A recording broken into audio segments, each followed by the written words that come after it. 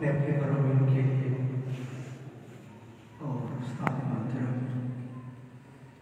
حضرت علامہ حجت الاسلام المسلمین قاضی امتیاز حسین صاحب مرحوم کے لیے مرتبہ سورہ فاتحہ 3 مرتبہ سورہ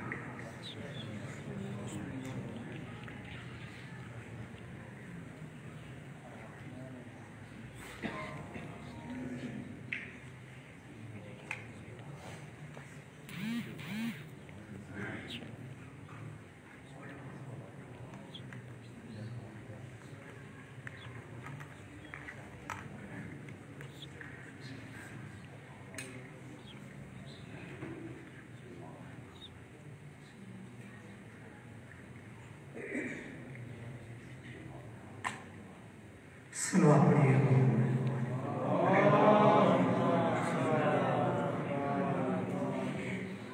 اعوذ باللہ من الشیطان الرجیم بسم اللہ الرحمن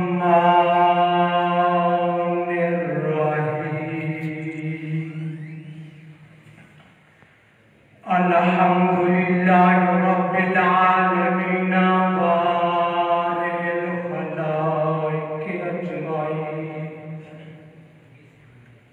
الذی جعل الحمد مفتاحا للذکر وسببا للمزید من فضله ودلیلا علی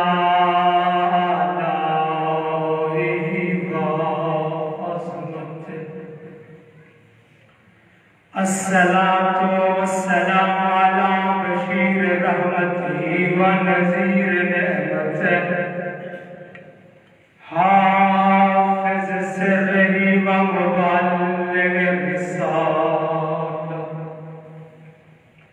على عبد المرتضى والنبي المجتبى والرسول المصطفى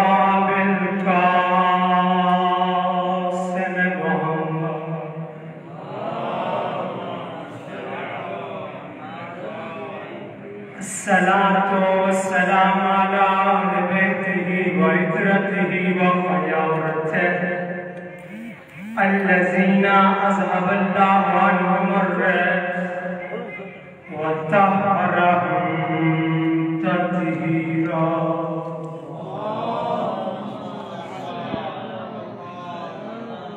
سيما على الإمام المنتظر على حجة ثاني عشر أما بعد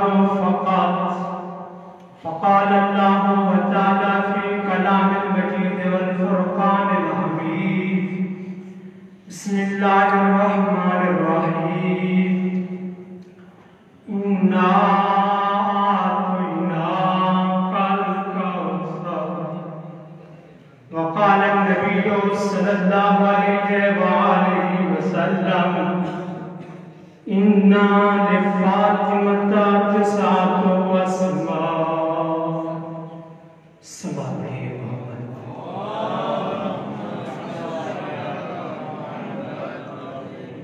سامعین محترم حاضرین گرامی قدر محبان محمد و آل محمد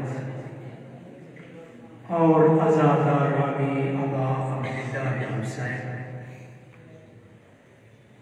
تمام تعریفیں ہیں اس پروردگار عالم کے لیے جو رات کی تاریکی میں درخت کی شاخ پر سوئے ہوئے پرندوں کو بھی نہیں گرنے دیتا. تمام تعریفیں ہیں اس پروردگار عالم کے لیے جو ایک ہی انڈے کی سفیدی اور زردی سے لا تعداد پرندوں کو ختم کر رہا ہے.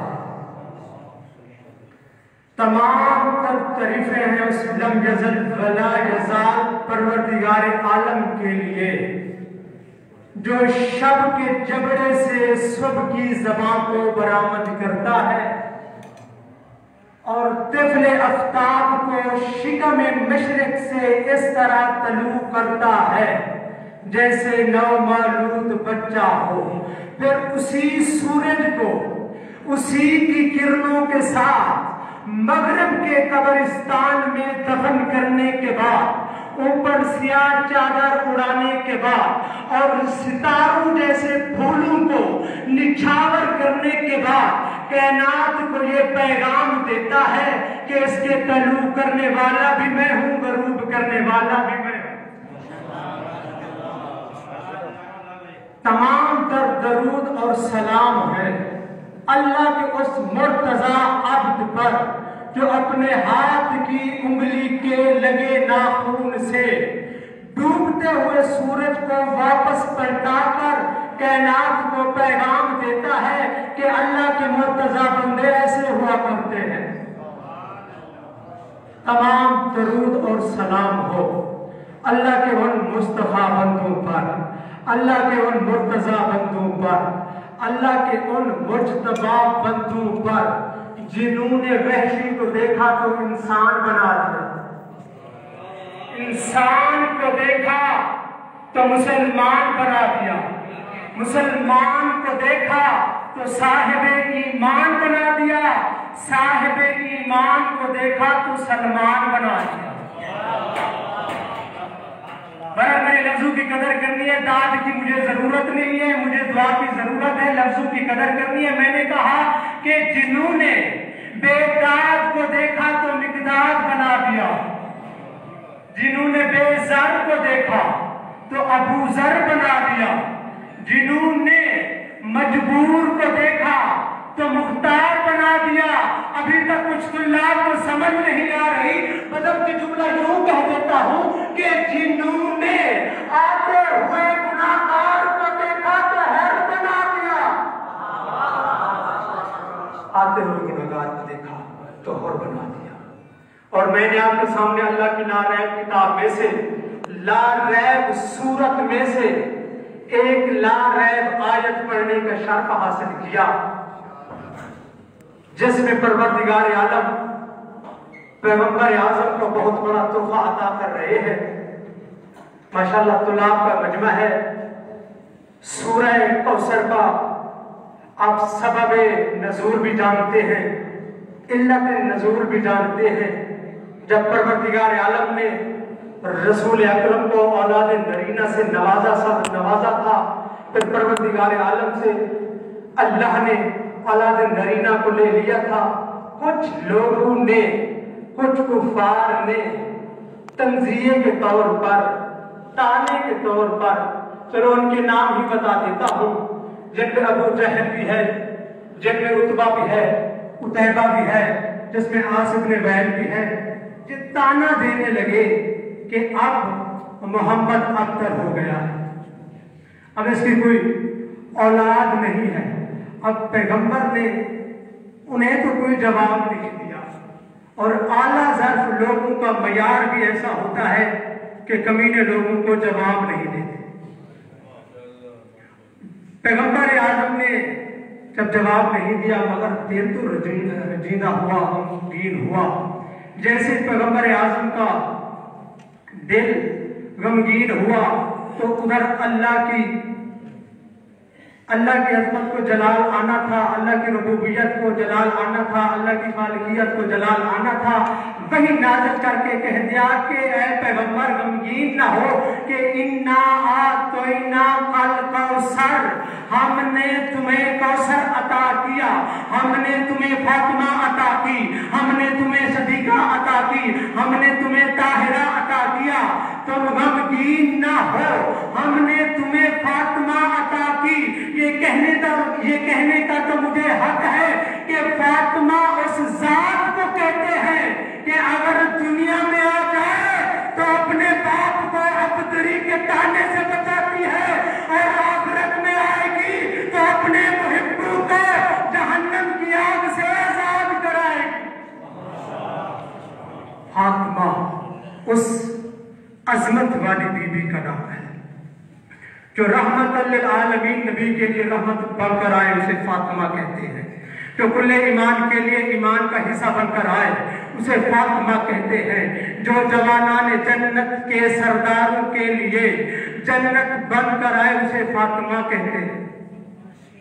اور میں نے آپ کے سامنے رسول اکرم طٰہٰ و یاسین نبی، مزمل و مدثر نبی، وجہ خلقت کائنات نبی، بلکہ بدل کے جملے یوں ہی کہہ دوں کہ وہ محمد جس کے صدقے میں پروردگار عالم نے پوری کائنات کو بنایا، وہ محمد جس کے صدقے میں پروردگار عالم نے دن اور رات کو بنایا، وہ محمد جس کے صدقے میں پروردگار عالم نے سورج چاند اور ستاروں کو بنایا، وہ محمد جس کے صدقے میں پروردگار عالم نے سمندر دریا اور نہروں کو بہایا، وہ محمد جس کے صدقے میں پروردگار عالم نے بادل بارش اور ہوا کو چلایا، وہ محمد جس کے صدقے میں پروردگار عالم نے جنت اور جہنم کو بنایا، وہ محمد جس کے صدقے میں پروردگار عالم نے نبیوں کے سروں پہ تاج نبوت سجایا، وہ نبی جس کے صدقے میں پروردگار عالم نے رسولوں کے سروں پہ تاج رسالت سجایا، وہ محمد جس کے صدقے میں پروردگار عالم نے کتابوں کو نازل فرمایا، وہ محمد جس کے صدقے میں پروردگار عالم نے،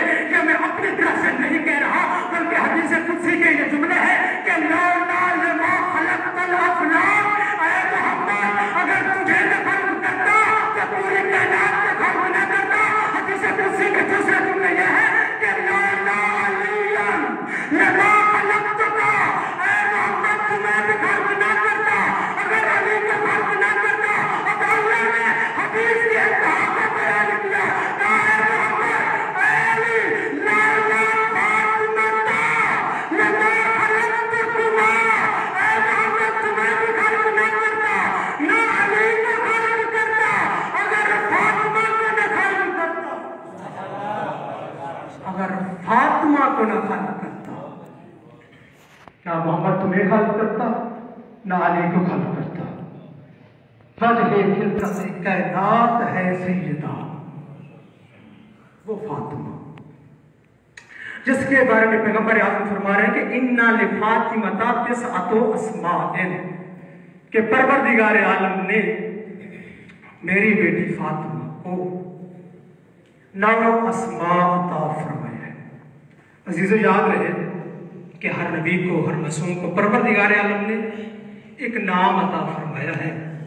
اللہ کی اس کائنات میں ایک سیدہ ہے کہ جسے پروردگار عالم نے 9 اسماء عطا فرمایا ہے، جس میں فاطمہ بھی ہے، زہرا بھی ہے، زکیہ بھی ہے، مرضیہ بھی ہے، محدثہ بھی ہے، بطول بھی ہے۔ تو پیغمبر اعظم تشریف فرماتے ہیں کہ پیغمبر اعظم نے کہا فاطمہ کہ آپ جانتی ہیں کہ پروردگار عالم نے آپ کا نام فاطمہ کیوں رکھا ہے؟ آپ کا نام فاطمہ کیوں رکھا ہے؟ سیدہ نے مسکرا کر کہا بابا آپ ہی بتا دیں کہ پروردگار عالم نے میرا نام فاطمہ کیوں رکھا ہے۔ تو مسکراتے ہوئے پیغمبر نے کہا کہ یاد رکھنا کہ اللہ نے تیرا نام فاطمہ اسی لیے رکھا ہے کہ پروردگار عالم تیرے چاہنے والوں کو جہنم سے آزاد کرے گا۔ اور معنی اللہ میں تو جناب فاطمہ، لفظ فاطمہ اس نے فاطمہ کے 100 سے بھی اوپر ترجمے کیے گئے۔ جب امام جعفر صادق کی خدمت میں سوال کیا گیا، سوال پڑھیے،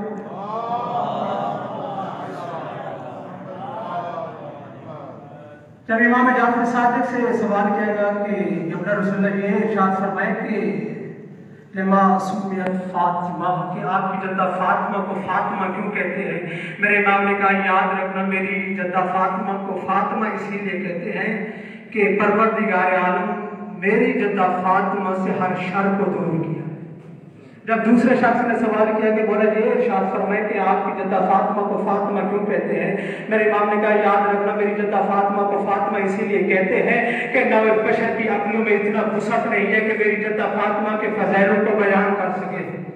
फिर तीसरे शख्स ने भी यही सवाल किया कि लिमा सुम्मियत फातिमा, कि आपकी जद्दा फातिमा को फातिमा क्यों कहते हैं? मेरे इमाम ने कहा याद रखना, मेरी जद्दा फातिमा को फातिमा इसीलिए कहते हैं कि औलाद आदम की अक्लों में इतना ताकत नहीं है कि मेरी जद्दा फातिमा की मार्फत को हासिल कर सके।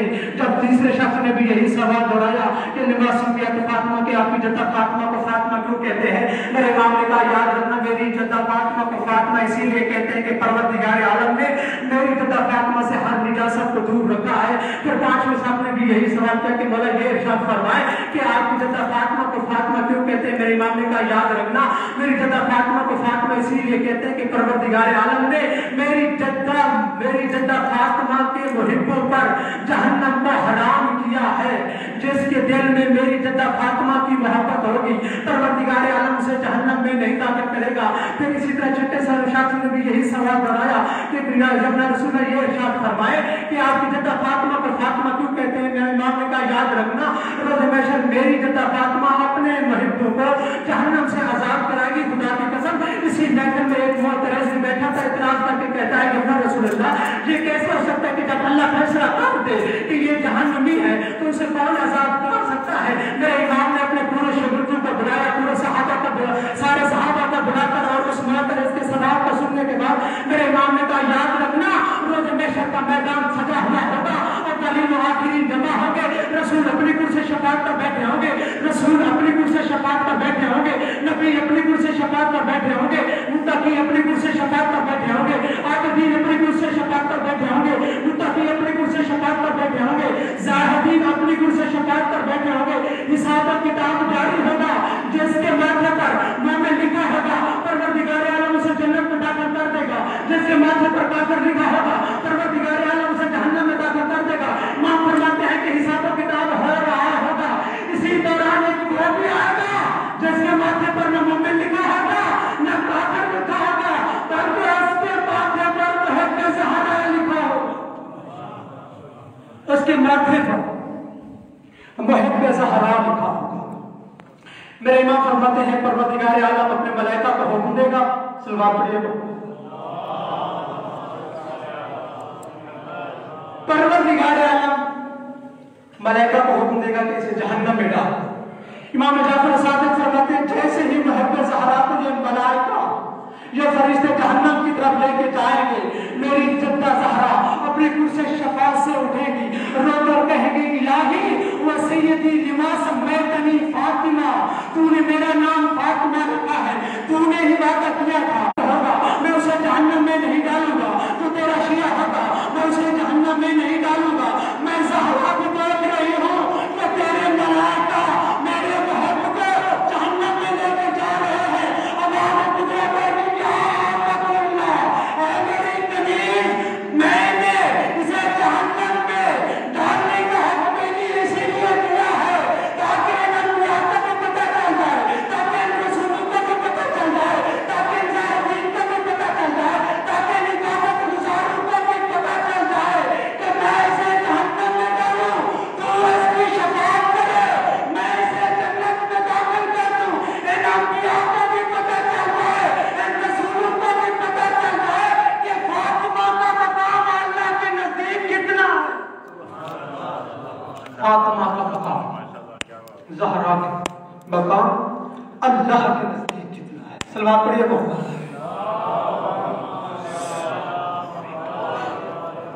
तो शुरू में भी मैंने यही कहा था कि फातिमा कहते उस हस्ती को है जो दुनिया में आई तो अपने बाप को अफ्तरी के ताले से बचाया और आखिरत में आएगी तो अपने मुहिब्बों को जहन्नम की आग से बचाएगी। ये फातिमा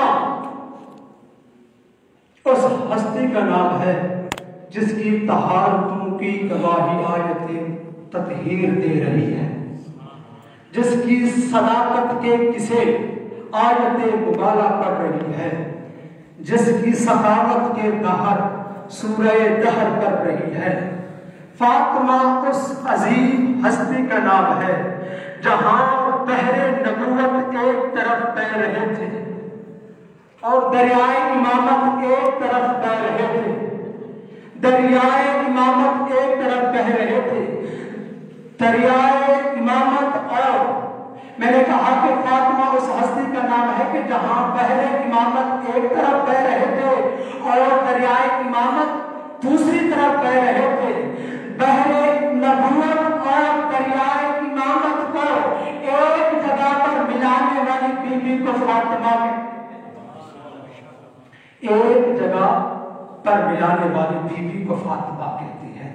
جو قرآن کی طرح سچی ہو اسے فاطمہ کہتے ہیں، جو کعبہ کی طرح پاک ہو اسے فاطمہ کہتے ہیں، علم جس کے دروازے سے بھیک مانگتا ہوا نظر آئے اسے فاطمہ کہتے ہیں، شرف جس کی دہلیز کی کنیز ہو اسے فاطمہ کہتے ہیں، یہ کائنات یہ زمین جس کا حق بحر ہو اسے فاطمہ کہتے ہیں۔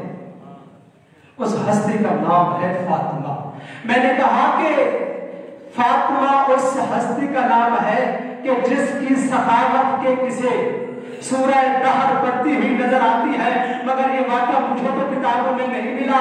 ایک اہل سنت بھائی پڑھ رہا تھا، میں نے سمجھا کہ یہ میسج دوستوں تک پہنچا دوں کہ سورہ یوسف کا واقعہ تو ماشاءاللہ ہر طالب علم کو یاد ہے کہ جناب یوسف نبی ہے، وہ ہے کہ جس سے بھائیوں نے حسد کیا تھا تو جنگلات میں ڈال دیا تھا، پھر جنگلات سے اٹھا کے کنویں میں ڈال دیا تھا، پانچ بھائیوں نے جناب یوسف کو نکالا تھا، پھر بھائیوں نے بھائی کو 40 درہموں میں بیچ ڈالا تھا، جب سے شہید یوسف کبھی اس بازار میں بکتا رہے، کبھی اس بازار میں بکتے بکتے جب عزیز مصر کے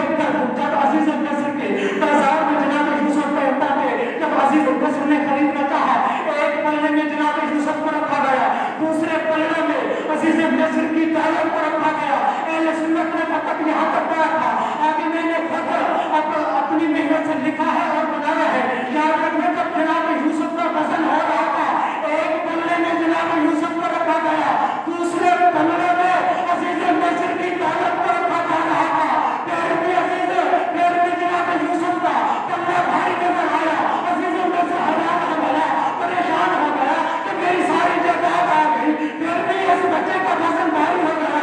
مسکراتے ہوئے یوسف نے یہی کہا تھا، عزیز مصر اگر مجھے خریدنا ہے تو بسم اللہ لکھ کے اپنے پلڑے میں رکھنا، میرا پلڑا بھاری ہو جائے گا۔ جیسے ہی عزیز مصر نے بسم اللہ میں لکھنا تھا، اپنے پلڑے میں رکھنا تھا، عزیز مصر کا پلڑا بھاری ہو گیا، اپنا یوسف کا پلڑا ہلکا ہو گیا۔ یہ کہنے کا تو مجھے حق ہے کہ یوسف نبی وہ ہے کہ جس کی نبوت ایک آیت کا مقابلہ نہ کر سکی۔ میں کہوں گا سیدہ طاہرہ مطہرہ تیرے کیا کمالات، پکائی تو روٹی تھی، دی تو فقیروں کو تھی، دی تو مسکینوں کو تھی، دی تو عسیروں کو تھی، پروردگار عالم نے پوری سورہ دہر نازل کر دی، پوری سورہ دہر۔ صلوات پڑھیں۔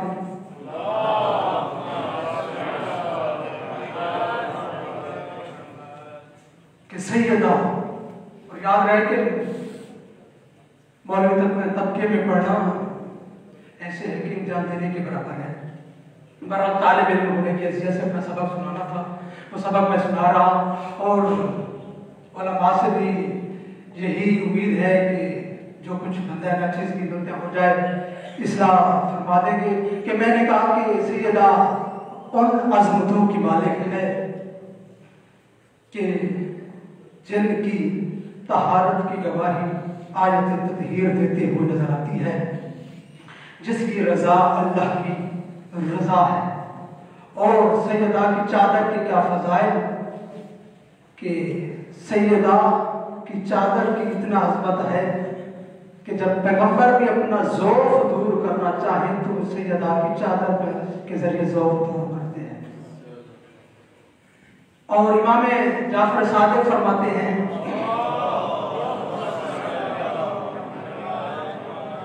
امام فرماتے ہیں کہ یاد رکھو اس شخص کے لیے زمین پر چلنا حرام ہے کہ جس کے دل میں میری دادی زہرا کی محبت نہ ہو، کیونکہ میں نے پہلے کہا کہ یہ زمین حق بحر سیدہ ہے۔ جب علی کا عقد ہو رہا تھا نا تو پیغمبر اعظم رسول اکرم تشریف لائے، کہا سیدہ میں نہیں، یہ میں حق بحر وہ بیان کر رہا ہوں جو فرش پر طے ہوا۔ انشاءاللہ کل موقع ملا تو عرض بھی بیان کروں گا کہ حق جو علی نے دیا، کہا سیدنا میں نے نہیں بلکہ پروردگار عالم نے آپ کا عقد علی کے ساتھ کر دیا ہے، اور حق مہر کے طور پر پروردگار عالم نے اس زمین کا چوتھا حصہ آپ کے حق مہر میں لکھ دیا ہے۔ مسکراتی ہوئی سیدہ نے کہا بابا مجھ زہرا کو یہ علی سے عقد تو قبول ہے، مگر یہ مال دنیا تو یہ عام عورتوں کا ہوا کرتا ہے، میں تو آپ جیسے سردار نبی کی بیٹی ہوں۔ جبریل نازل ہوئے کہا اے محمد اللہ فرما رہے ہیں کہ میری آمد اللہ سے یہ بھی کہہ دو کہ ہم نے اس پانی کو بھی آپ کے حق مہر میں لکھ دیا ہے۔ سیدہ سے جیسے پیغمبر اعظم نے کہا بیٹی کہ اللہ کہہ رہا ہے کہ ہم نے آپ کا عقد علی کے ساتھ کر دیا ہے، اور حق مہر کے طور پر اس پانی کو بھی آپ کے حق مہر میں لکھ دیا ہے۔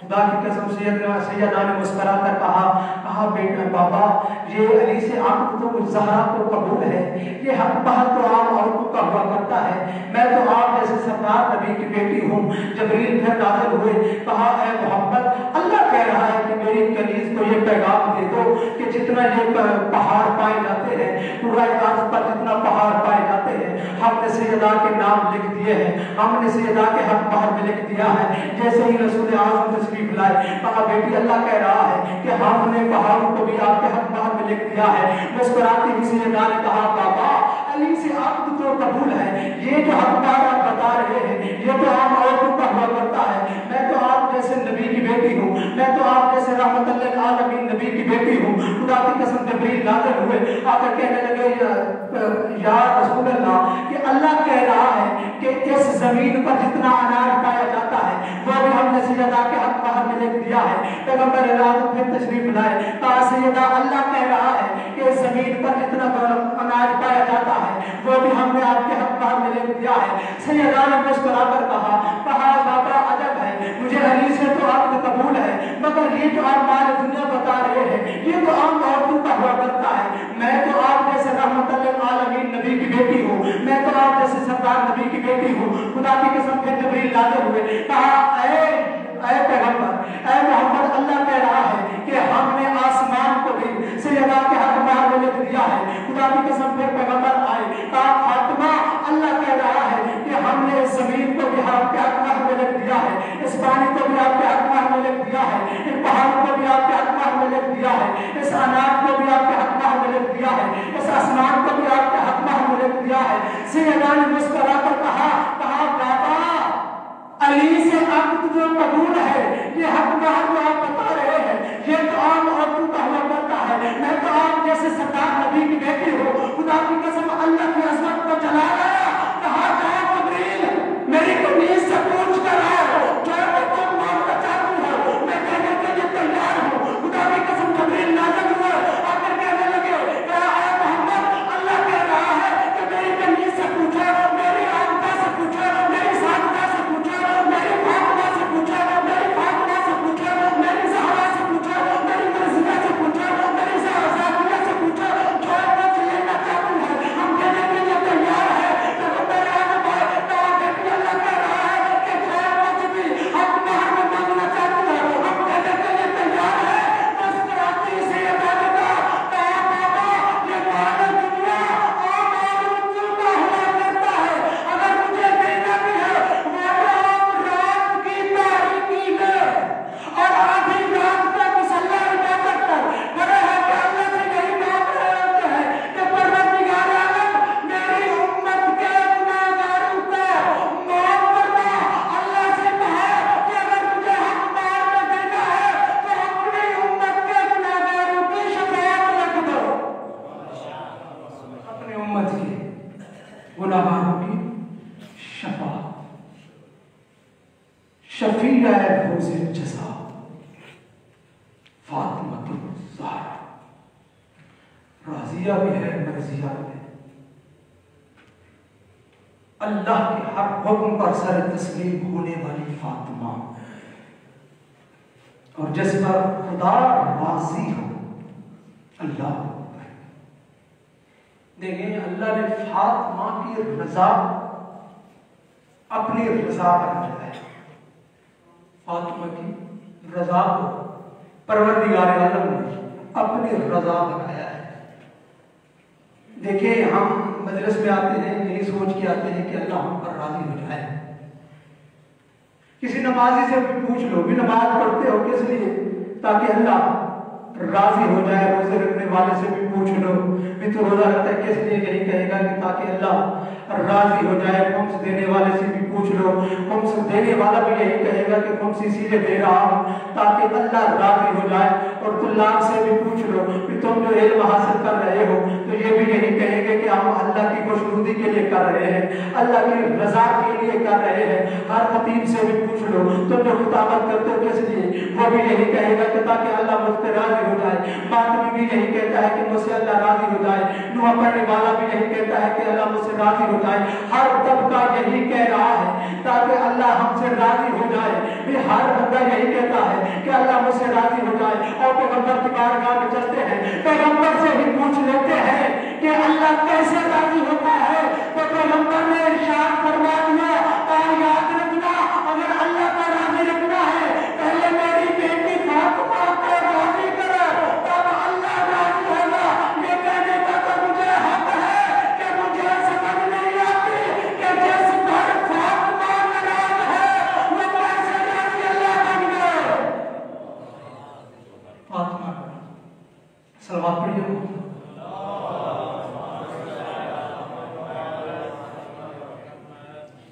پڑھا جا سکتا ہے کہ قبلہ صاحب تشریف فرما ہے, قبلہ کو زحمت نہیں دینی ہے. میں نے پہلے ہی کہا کہ سیدہ العظمتوں کی مالک ہے کہ جس کے بدولت پروردگار عالم نے اس کائنات کو بنایا. لیکن پیغمبر اعظم جس کے استقبال کے لیے کھڑے ہو جاتے ہیں اس ہستی کا نام ہے فاطمہ. جس دروازے پر آ کر پیغمبر آیت تطہیر پڑھتے تھے اس دروازہ, اس دروازے کو سیدہ کا دروازہ کہتے ہیں. ارباب مقاتل لکھتے ہیں جس خاک مدینہ پر سیدہ آزادہ رو عبادت کرتی تھی نا, سجدے کرتی تھی, اسی خاک مدینہ پر سیدہ 2 مرتبہ بابا کی امت کے مظالم سے گر پڑی. پہلی مرتبہ اس وقت سیدہ خاک مدینہ پر گری ہے آزادہ رو جب آئی ہے نا بابا کے دربار سے خالی آزادہ رو اور دہلیز خانہ علی پر قدم رکھا اور سامنے کائنات کے مظلوم علی کے چہرے پر زہرا کی نظر پڑی آزادہ رو. ایک مرتبہ سیدہ شفا پر زمین پر گر پڑی آزادہ رو. کائنات کا مظلوم علی آزادہ رو دور پر علی نے زہرا کا سر اپنی گود میں رکھا. وقت علی نے اتنا کہا کہ سیدہ حق نہیں ملا تو کیا ہو گیا, زہرا کو جب جل گیا تو کیا ہو گیا. بس آزادہ رو سیدہ کا حال کیا نہ تھا. رو کر سیدہ نے اپنا مسائل پڑھنا شروع کیا. کہا یا علی اور مجھے پتہ کہ چھن جانے کا تک نہیں, اور یا علی مجھے مار کے چھن جانے کا تک نہیں. یا علی تو کسی بات کا ہے اور وہی منبر تھا اور وہی دربار تھا. اور جب کبھی میں جاتی تھی اور میرے استقبال کے لیے بابا بڑھے جاتے اور یا علی تو کیسی بات کا ہے اور وہی منبر تھا. اور میں کئی گھنٹوں میں کھڑی رہی اور کسی کو یہ اعلان آیا اور سیدہ تک گئی اور میں بگا گیا. ابھی سزا پر مت لے یا علی اور جب مجھے